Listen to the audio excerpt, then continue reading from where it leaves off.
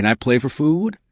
The question echoed to the Grand Metropolitan Hotel ballroom, like a gunshot in the silence, cutting through the elegant conversations of Chicago's elite. A 28-year-old woman with disheveled hair and visible tattoos on her arms had just interrupted the city's most exclusive charity event. Sarah Martinez stood at the entrance to the main hall, her eyes fixed on the Steinway grand piano gleaming under the crystal chandeliers. Her worn jacket and scuffed sneakers contrasted violently with the designer dresses and tailored suits surrounding her. "How did this ex-convict get in here?" whispered a blonde woman, clutching her champagne glass to her chest. "Where's security?" The event was raising funds for at-risk youth, a bitter irony that wasn't lost on Sarah, who had spent the last 3 years in the Illinois Women's Correctional Center. Margaret Whitfield, the event organizer and heir to a family fortune, approached with calculated steps. At 52, she embodied Chicago's social elite, educated, refined, and completely convinced of her moral superiority. "Dear," Margaret said with a condescending smile, "this isn't the place for you. There's a public shelter 2 blocks from here." "I just want to play," Sarah repeated, her voice gaining unexpected firmness. "1 song in exchange for a plate of food." Laughter began rippling through the crowd. "She thinks she can play piano," scoffed a man in a navy blue suit. "She probably doesn't even know where Middle C is."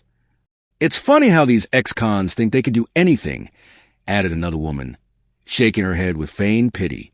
But Sarah didn't lower her gaze.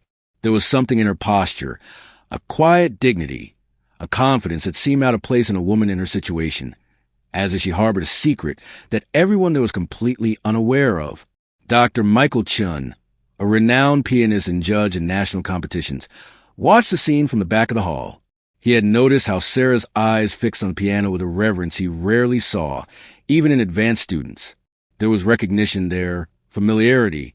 "Margaret," Dr. Chun approached, "maybe we should let her play.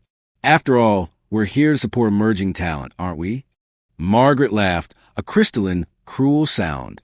"Michael, please, look at her.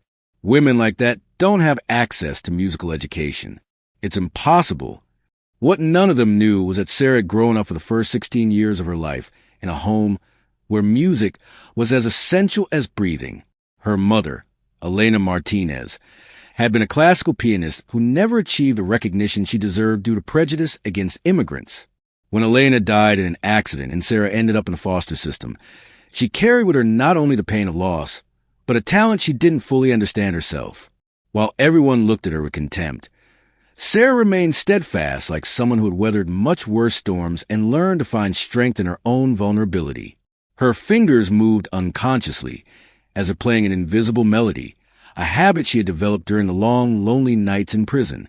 For a moment, when she looked away from the mocking faces, something flashed in her eyes that made some people in the back of the hall feel inexplicably uncomfortable. What they saw there wasn't desperation, but a determination that promised much more than anyone could imagine. If you're enjoying this story of triumph and don't want to miss the next chapters, subscribe to the channel to discover how a simple question about music was about to transform everyone's life in that ballroom in ways no one would ever forget. Margaret crossed her arms and laughed theatrically, as if she had heard the most absurd joke in the world. "Very well, dear," she said, her voice dripping with condescension. "Since you insist so much, let's make a little deal. You can play, but under a few conditions." The crowd moved closer, sensing the scent of a cruel spectacle about to unfold. Margaret loved being the center of attention, especially when she could demonstrate her moral superiority in front of other members of high society. "First condition," Margaret announced, raising a perfectly manicured finger. "You'll play only 1 song, and we'll choose which one. Second condition. If you manage to play decently, I'll personally pay for a full dinner. But," she paused dramatically, "when you fail miserably, as we all know you will, you'll leave here immediately and never bother respectable people again." "How cruel," whispered an elderly lady at the back of the group, but her voice was drowned out by the approving laughter of the other guests. Sarah remained motionless, her eyes fixed on the piano. Something was happening in her mind, memories mixing with the present. She could almost hear her mother Elena's gentle voice. When people try to diminish you, let the music speak for you. Media. Music doesn't lie and it knows no prejudice. I accept, Sarah said simply, her voice clear and firm. Dr. Chin watched, fascinated. There was something about that woman's posture, the way she looked at the instrument, that intrigued him deeply. In 30 years of evaluating pianists, he had developed an instinct for recognizing true talent. And something about this ex-convict made his expert senses tingle. Perfect. Margaret clapped her hands. Now for the music. She looked around, searching for the most difficult and humiliating option possible. Her eyes settled on James Morrison, a mediocre pianist who played in local bars. James, dear, what would be a suitable piece for our young artist? James smiled maliciously. How about Beethoven's Für Elise? Everyone who has ever sat at a piano, at least once in their life, tries to play that piece. If she really knows anything, she should be able to do it. The choice drew laughter from the crowd. Für Elise was considered a beginner's piece among lay people, but playing it perfectly required refined technique and years of practice. It was a perfect trap.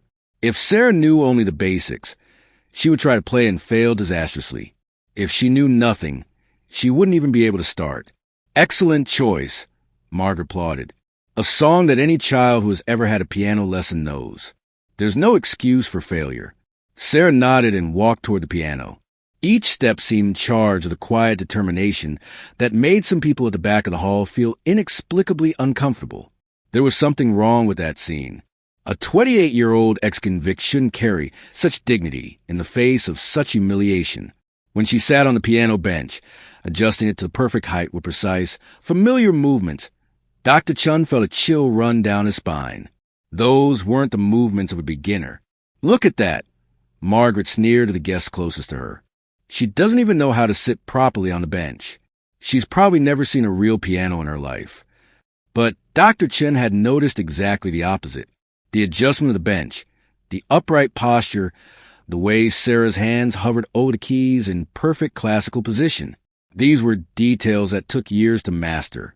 Memories flooded Sarah's mind like a wave. Her mother, Elena, had been one of the first immigrant pianists to try to enter the city's conservatory in the 1990s. Her talent was undeniable, but the doors remained closed due to the prejudice of that time.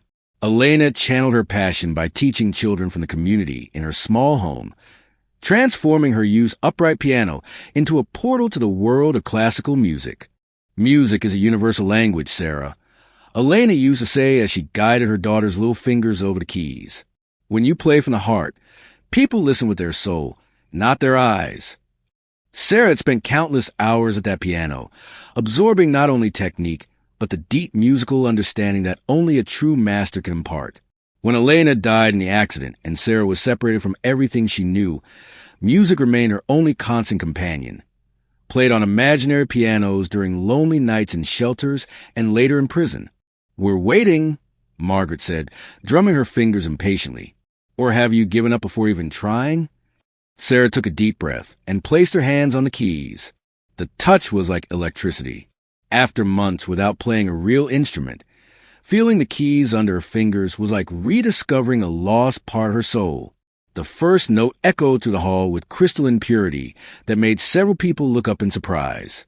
It wasn't the hesitant, amateurish sound they had expected. It was a note played with the confidence of someone who knows every nuance of the instrument intimately. Dr. Chen approached discreetly, his professional curiosity fully aroused. That first note had been played with impeccable technique. Precise attack, perfect sustain, controlled timbre. These were details that only years of serious training could produce. Coincidence, Margaret murmured, but her voice had lost some of its previous confidence. Sarah began the main melody of Für Elise, and every note that flowed from her hands was like a small miracle. There was no hesitation, no technical error. The music emerged naturally, as if she and the piano were part of a single organism. But there was something else, an emotional maturity in the interpretation that left Dr. Chen completely stunned. The way she phrased the melodic passages, how she controlled the dynamics, how she allowed the silence between the notes to speak as much as the music itself. It was the work of a mature artist, not an untrained woman. The hall had fallen into complete silence. The champagne glasses remained motionless in the guests' hands. Conversation ceased. Even the waiters stopped moving. Everyone was mesmerized by that small figure at the piano, creating music of unexpected and breathtaking beauty. Margaret felt a growing unease in her stomach. This wasn't going according to plan. The public humiliation she had orchestrated was turning into something completely different, something that was totally beyond her control. While Sarah played, lost in the music that flowed through her like a force of nature, a single question echoed in the minds of everyone present. Who was this woman really? And what secrets was her music about to reveal? As Sarah navigated through more complex passages of For Elise, Dr. Chin felt his heart accelerate. 40 years of evaluating musical talent had sharpened his instincts, and what he was witnessing defied all logic. This woman's technique wasn't just competent. It was extraordinary.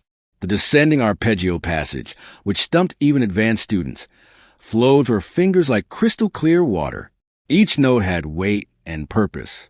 Each pause breathed with mature musicality. Dr. Chin watched fascinated as she controlled the sustained pedal with the precision of a professional concert pianist. "This is impossible," he muttered to himself, moving even closer to the piano. Margaret, sensing the change in the atmosphere, felt the first alarm bells go off in her mind. The conversations had ceased completely. Even the waiters had stopped serving, mesmerized by the music that transformed the hall into an impromptu concert venue. She must have memorized this song from some YouTube video. Margaret said loud enough for others to hear, desperately trying to regain control of the narrative. Young people today copy anything from the internet, but her explanation sounded increasingly weak. What Sarah was doing transcended imitation. It was pure interpretation, loaded with an emotional understanding that only came with years of serious study and, more importantly, lived experience. Dr. Chin had witnessed countless prodigies in his career, 5-year-olds playing Mozart, teenagers mastering Rachmaninoff, but had rarely seen such a combination of impeccable technique and musical maturity in someone so young, especially under such unlikely circumstances. Sarah reached the climax of the piece, where the main melody returns with renewed force after the virtuosic passages. Her hands danced across the keys with familiarity that revealed hundreds, perhaps thousands of hours of dedicated practice. It was impossible to fake that level of intimacy with the instrument. Memories flowed to the music like an underground river. Sarah could hear her mother Elena's voice echoing through the years. Music isn't about playing the right notes, Mija. It's about telling a story that only you can tell. Elena Martinez had been more than a teacher. She was a visionary who saw the future through her daughter's small fingers. Born in Mexico in 1965, she grew up at a time when immigrant pianists were systematically excluded from prestigious conservatories and concert halls. Her response was to transform her own home into a musical temple where children from the community discovered that classical music belonged to them too. The world will try to tell you that certain things aren't for people like us, Elena used to say while adjusting Sarah's posture on the piano bench. But music knows no color, knows no poverty, knows no limits. It only knows truth. For 16 blessed years, Sarah absorbed not only technique, but musical philosophy. Elena taught her that each composer had a unique language. Chopin spoke of longing, Beethoven of struggle and triumph, Mozart of crystal and joy. More importantly, she learned that her own musical voice was equally valuable. When Elena died suddenly in a car accident, Sarah didn't just lose her mother, she lost her world. The foster care system separated her from music, from the piano, from everything that gave meaning to her existence. At 18, lost and alone, she made decisions that led her down the path of drugs and, inevitably, to prison. For 3 years at the Illinois Correctional Center, she carried melodies only in her mind, playing imaginary keyboards in the cold dormitories. But now, in this surreal moment at the Grand Metropolitan Hotel, everything came back. Every lesson, every gentle correction, every word of encouragement from Elena flowed through her hands as if no time had ever passed. Dr. Chin watched in awe as Sarah played the final coda of the piece. The way she controlled the dynamics, starting pianissimo and building to a majestic forte before turning to the delicate whispered beginning, revealed a musical understanding that took decades to develop. Please tell me you're seeing this too, he whispered to his colleague beside him, a piano professor at the local university. This woman isn't just talented, she's a phenomenon. Margaret Sterling felt the ground shifting beneath her feet. Her carefully orchestrated strategy to humiliate a vulnerable woman was turning into the exact opposite of what she had planned. Instead of confirming her prejudices, Sarah was forcing everyone to question their most basic assumptions about class, race, and merit. It has to be a trick, Margaret murmured to her closest friends. No one learns piano like that out of nowhere. She must have had expensive private lessons hidden somewhere. But even as she spoke, Margaret knew her words sounded increasingly desperate. The woman before her was demonstrating a level of excellence that money alone couldn't buy. She was playing with soul, with lived history, with a depth that came from places privilege could never reach. Sarah played the final chords of Fur Elise with a delicacy that made several people in the audience hold their breath. When the last echo died in the absolute silence of the hall, she kept her hands suspended over the keys for a moment, as if reluctant to break the magical connection between her and the instrument. Then slowly she turned on the bench to face the silent crowd. There was no trace left of the shy woman who had begged for food. In her place sat a young artist who had just claimed her place in the world through the universal language of music. Dr. Chin was the first to break the silence, his hands coming together in respectful applause that echoed through the hall like distant thunder.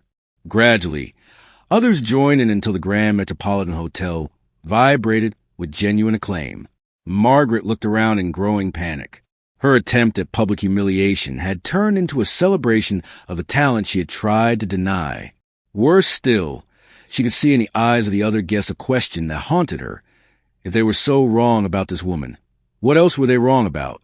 Sarah remained seated calmly, allowing the applause to wash over her like rain after a long drought. But behind her eyes, something was forming. Not arrogance, but a growing understanding of her own power. She had proven her point, but this was only the beginning. While the hall still echoed with reluctant admiration, Sarah knew she had crossed a line. She could no longer pretend to be just a lost ex-convict begging for food. Her music had revealed too much, promised too much. Now, with all eyes on her and expectations hanging in the air like thick perfume, she had to decide how far she was willing to take that revelation and whether she was ready to show these privileged people what a worthless woman could really do when music spoke through her soul with the force of generations of denied dreams. Dr. Chin approached the piano with careful steps, as if approaching something sacred. "Miss," he said, his voice trembling slightly, "I need to ask you a very important question.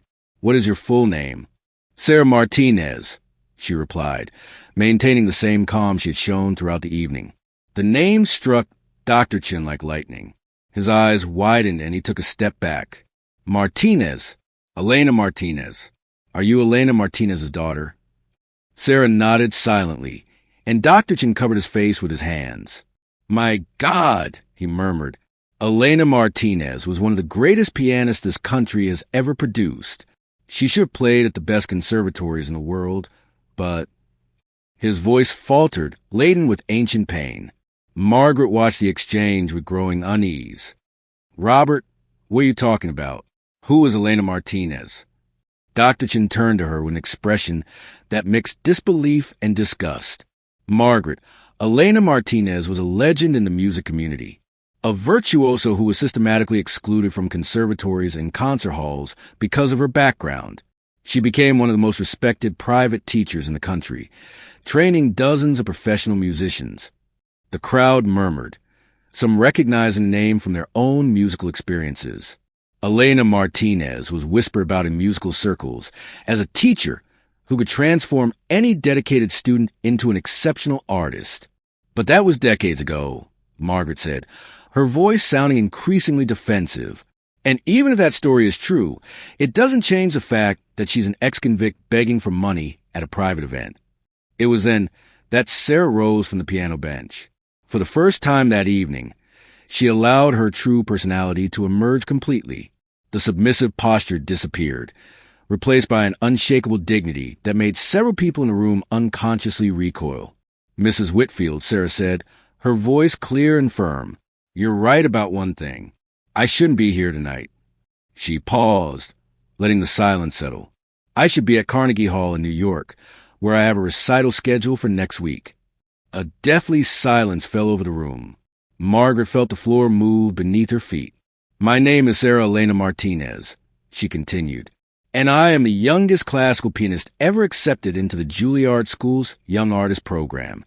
I am also the current national champion of classical piano for under 30s. She paused again, allowing the information to sink in. The reason I'm here tonight isn't because I need food or money. Dr. Chin watched fascinated as the puzzle pieces fell into place in his mind. The documentary, he murmured. You're making the documentary. Sarah nodded. Exactly. I'm collaborating with PBS on a documentary about prejudice and access to the arts. My producer suggested that I attend charity events for arts education disguised as a person in need to document how privileged people really treat those they consider inferior. The revelation fell on the room like a bomb. Margaret felt all the blood drain from her face. You're filming us? Hidden cameras, Sarah confirmed calmly. High-definition audio and video. Everything that happened here tonight has been documented for national broadcast. Margaret looked around desperately, searching for cameras. Any sign that this was a cruel prank. That's illegal. You can't film us without consent. Actually, Dr. Chin interjected, his voice laden with dark satisfaction. You signed image releases when you came in. It's written quite clearly on the ticket that this event could be filmed for documentary purposes. He smiled sadly. I'm sure no one read the fine print. The crowd began to stir, people whispering frantically to each other, some already reaching for their phones to check their tickets. The panic was palpable. The first part of the documentary, Sarah continued, ignoring the growing chaos, will focus on how talent and potential are overlooked when they come packaged in appearances that defy privileged expectations. The second part will show how people who claim to be defenders of the arts react when confronted with real art from unexpected sources. She looked directly at Margaret. I simply documented your true personalities when you thought there would be no consequences. Dr. Chin approached Sarah with deep respect. May I ask what you intend to do with this recording? The documentary will air nationally next month, Sarah explained. But I've also created a YouTube channel where I post shorter versions of these social experiments. My latest video, filmed at a similar event in Boston, currently has 3.2 million views. The crowd watched in horror as Margaret faced the reality of her situation. In a matter of days, her cruelty would be seen by millions of people. Her name would forever be associated with the kind of prejudice and elitism she had so clearly demonstrated.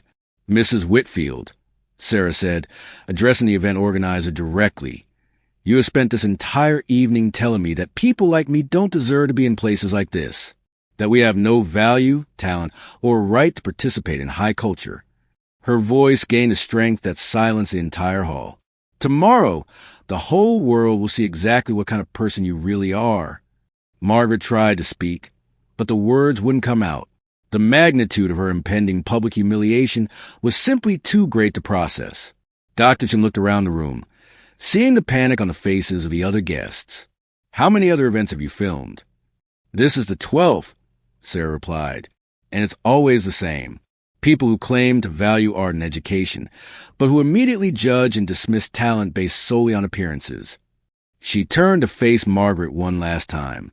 The difference between you and me, Mrs. Whitfield, is that when I was actually homeless for a few months after my mother's death, I learned that dignity doesn't come from money or status. It comes from how we treat other human beings when we think no one is watching. The silence in the hall was deafening. Every person present knew that their words and actions that night would be judged by millions of strangers, and most knew that there was no possible defense for what they had demonstrated. As Sarah discreetly collected a small recording device hidden in her backpack, one question hung in the heavy air of the Grand Metropolitan Hotel. How many other privileged and prejudiced people had discovered too late that the young woman they had despised had the power to reveal their true nature to the whole world? 6 months later, Margaret Whitfield watched from the window of her small apartment as the limousine pulled up in front of Carnegie Hall. Sarah Martinez, now wearing an elegant concert gown, waved to fans before entering the theater, where she would make her debut as the youngest soloist of the season. The documentary Faces of Discrimination had gone viral, racking up over 18 million views on YouTube alone.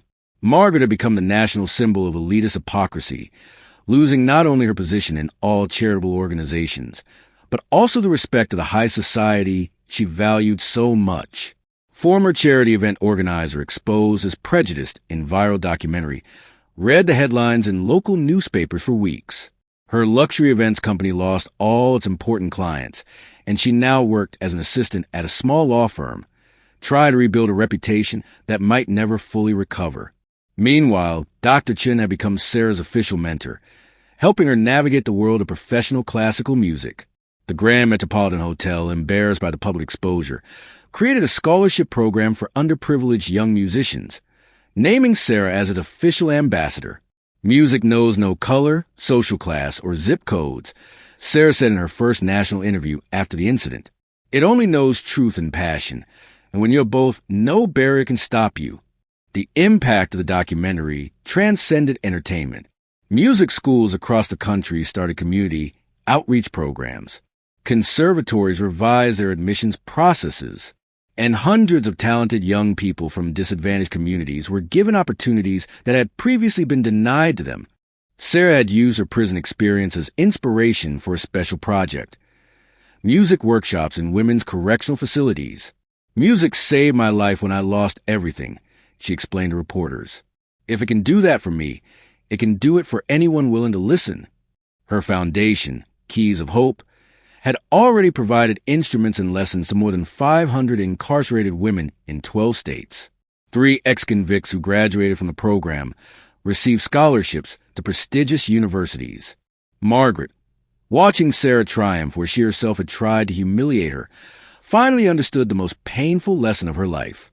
Dignity and talent cannot be bought with money, inherited with surnames, and definitely cannot be measured by the color of one's skin or the address where one comes from. Sarah's transformation from ex-convict to international musical phenomenon inspired millions, but her greatest victory wasn't personal. It was proving that prejudice is always a choice, and that those who choose to judge by appearances reveal more about themselves than about the people they judge. Dr. Chun, now director of a new national music inclusion program, summed it up perfectly. Sarah didn't just take revenge on those who wronged her. She changed an entire system that for decades had denied opportunities to talented people based on superficial prejudices. When asked about Margaret in interviews, Sarah always responded with the same class: "I hope she learned that true value doesn't come from where we're born or how much money we have, but from how we choose to treat other human beings." Sarah's best revenge wasn't destroying Margaret Whitfield. It was building something bigger and more beautiful than she could ever have imagined. A world where talent is recognized regardless of its packaging, where music is accessible to everyone, and where ex-convicts can become ambassadors of hope. Margaret learned the hard way that underestimating someone based on appearances is always a dangerous mistake. Sarah learned that sometimes the cruelest injustice can become the platform for the most powerful change. If this story of triumph and justice touched your heart, subscribe to the channel for more inspiring accounts that show how true greatness always finds its way, transforming not just individual lives, but entire systems that try to limit human potential.